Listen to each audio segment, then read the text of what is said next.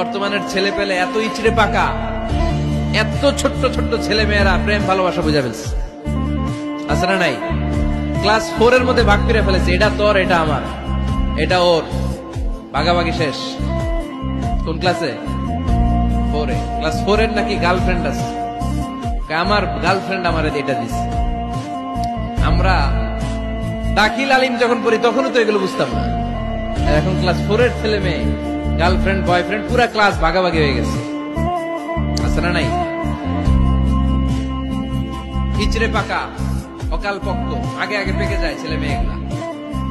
এই জন্য এদেরকে হ্যান্ডেল করা it's not easy job, it's a big deal.